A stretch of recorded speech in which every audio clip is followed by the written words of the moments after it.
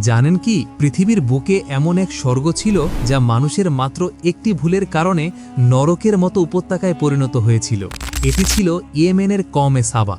আল্লাহ তাদের এমন নিয়ামত দিয়েছিলেন যা কল্পনা করাও কঠিন। তাদের ছিল বিখ্যাত মারিব বাঁধ, যার কারণে মরুভূমির বুক চিরে সোনা ফলাতো তাদের জমি।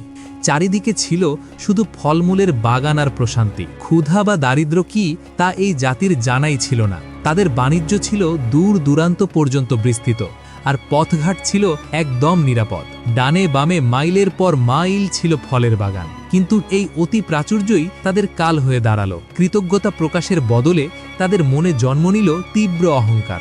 তারা বলতে শুরু করল, এসব তো আমাদের বুদ্ধির ফল, আমাদের কারো সাহায্যের প্রয়োজন নেই। তারা আল্লাহর নিয়ামতকে তুচ্ছ জ্ঞান করতে শুরু করল। আল্লাহ তাদের সতর্ক করার জন্য নবী পাঠালেন। তিনি বললেন, তওবা করো, কৃতজ্ঞ হও, নয়তো চরম পরিণতি ভোগ করতে হবে। কিন্তু তারা অবজ্ঞার সাথে উত্তর দিল, আমাদের ভয় দেখিও না, আমরাই সবচেয়ে শক্তিশালী। অতঃপর এলো সেই মহাপ্রলয়।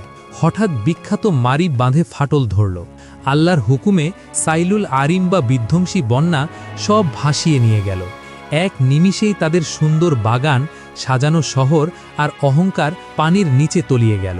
যারা নিজেদের অজেয় ভাবত, তারা আজ ইতিহাসের ধ্বংসাবশেষ। কওমে সাবার এই ধ্বংসস্তূপ আজও আমাদের মনে করিয়ে দেয়, অকৃতজ্ঞতা আর অহংকার সব কেড়ে নিতে পারে। আপনি কি আপনার জীবনের নেয়ামতের জন্য আল্লাহর কাছে কৃতজ্ঞ?